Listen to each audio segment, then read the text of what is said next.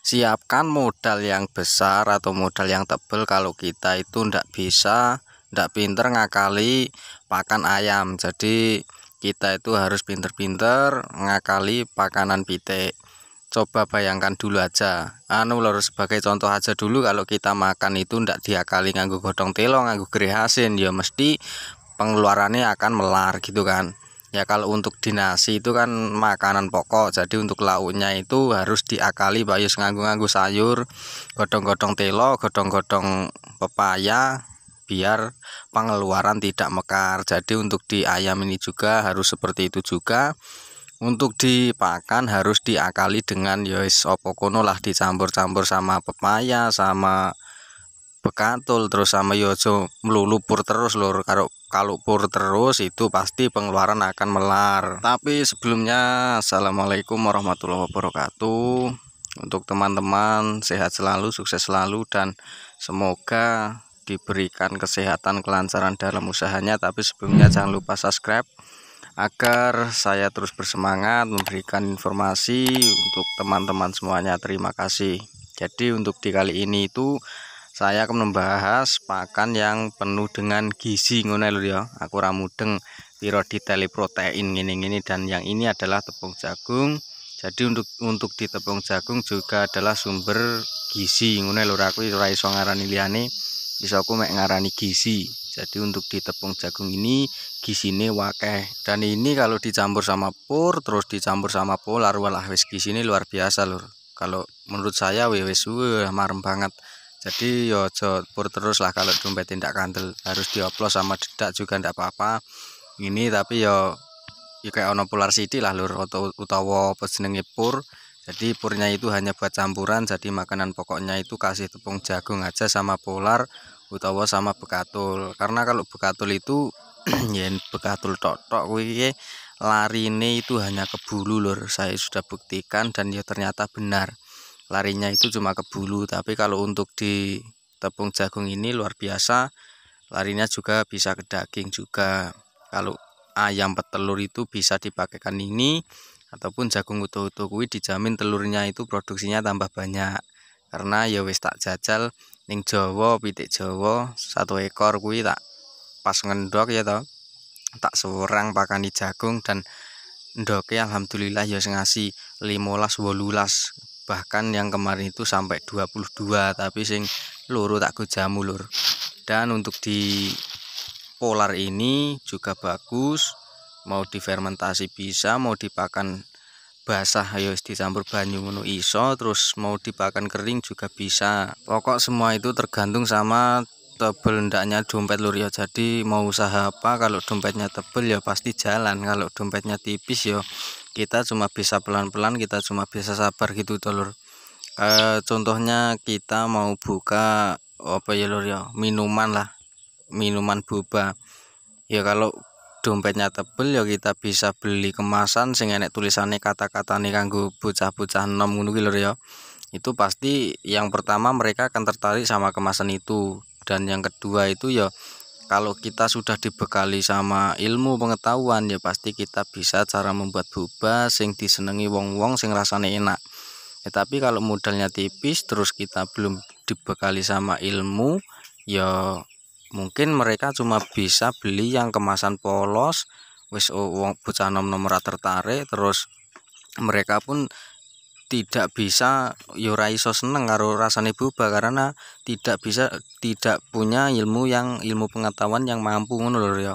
Jadi yo kalau misalkan modal kita tipis terus kita punya ilmu pengetahuan, yo kita hanya bisa sabar. Jadi yo pelan-pelan dirintis, yo ora kaya makanan pitik lur ya. Kalau mereka yang punya dompet tebel bisa ngasih makan full pur dalam telung sasi lah lur, telung sasi full pur mereka bisa panen. Tapi kalau seperti kita ini mau di full pur 3 bulan, bayangkan kalau di 100 ekor pasti kita kan ya seorang mati 1 juta kan untuk beli pur aja sekarang udah 400-an lur ya, 450 itu yang bagus, dan 395 390 itu yang kualitas sedang. Jadi untuk di modal itu juga penting. Kalau ndak punya modal ya seperti yang di depan ini, ya kayak ini lur, semua serba bambu, nganggo jaring tipis, ndak bisa beli kawat-kawat koyo nggone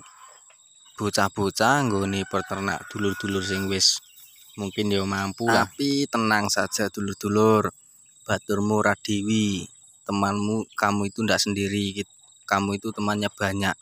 Ya salah satunya saya yang keterbatasan modal, ya aku untuk ilmu sidik-sidik karena dulu pernah belajar dan juga saya pernah berkecimpung di dunia peternakan ayam. Jadi yo aku ngandani ini ora mek asal ngonten, ora mek asal ngandani. Jadi saya punya latar belakang yang membuat saya terus semangat untuk belajar ke depannya. Jadi ndak semata-mata saya konten lur ya. Jadi semua punya masa lalu, saya semua punya latar belakang masing-masing. Ya mungkin kalau mereka punya latar belakang di peternakan domba, ya meskipun sedikit mereka juga punya pengalaman kan gitu. Jadi untuk di pakan itu tergantung sama dompet kita lur ya, tebel atau tipis. Kalau dompetnya tebel ya pasti jalan kan gitu. Kalau dompet kita tipis ya pelan-pelan saja, ya disabari wae. Jadi ndak usah gerusa-gerusu. Jadi untuk di pakan ayam ini saya punya alternatif. Jadi untuk di alternatifnya yaitu tepung jagung sama polar.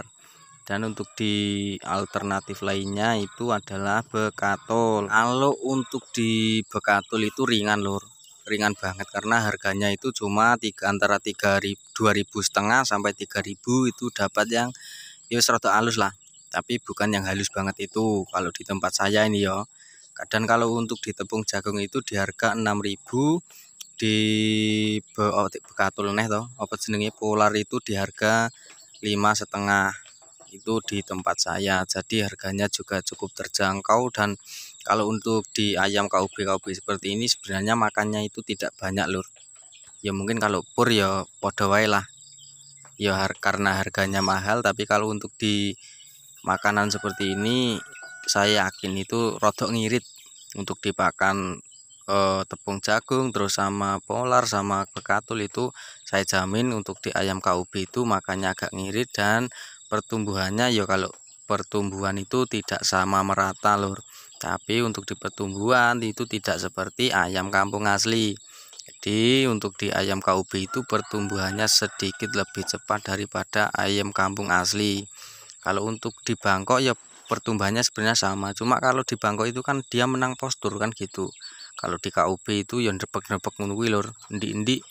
Tapi untuk di daging ya kalau makannya itu enek gizinya ya mestilah lemu, mesti itu lur. Dan saya kasih tahu sedikit bocoran untuk di pur itu kalau saya lur ya, memang itu B511 itu lur ya, apa Bravo 511 itu ya, itu bagus untuk ayam. Tapi kalau saya itu lebih suka sama yang BR1 lur.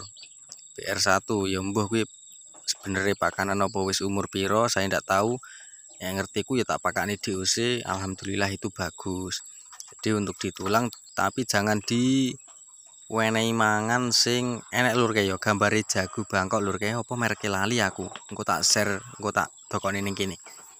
Aja diwenehi pangan kae karena itu hanya untuk ditulang, jadi bukan untuk di pedaging atau ke opo lur ya. Jadi itu hanya untuk ditulang ben tulangi kuat. Kalau saran saya itu kasih aja BR1, jangan di 511. Kalau di 511 itu walah ayam kulur podo mencret ya sembuh kuwi penyebabnya apa kandangnya apa. Tapi setiap saya pakai 511 itu ayam saya mencret. Tapi kalau saya pakai BR1 untuk itu lur ya, itu alhamdulillah aman, ora mencret, ora berak kapur. Tapi kalau di 511 kok aku ngumun nganti lur ya. Setiap saya pakai itu mesti enek sing berak ora kur mesti lur ya. Berak hijau kuwi terus sama berak kabur itu pasti lur. Wah tenan, bukan saya menjelek-jelekkan, aku ya ora diendor lur ya. Ora diendos kuwi, tapi saya berbicara tentang fakta lur ya. Jadi ora kok ngelek-elek ora. Tapi kalau di tempat kalian cocok silahkan dipakai, kalau enggak cocok ya silahkan ganti. Kan kita gitu, seperti kita itu seperti pembeli. Jadi kalau ada yang murah kita bebas lari ke mana, ke apa rono apa ngalor apa ngidul itu kan bebas, terserah pembeli. Yang punya warung itu ya harusnya ya kudune lapang dada kan gitu. Jadi intinya begitu, aku kurang elek-elek, cuma menehi saran kan gitu. Mungkin ya seperti itu untuk video kali ini lur. Sekian, assalamualaikum warahmatullahi wabarakatuh.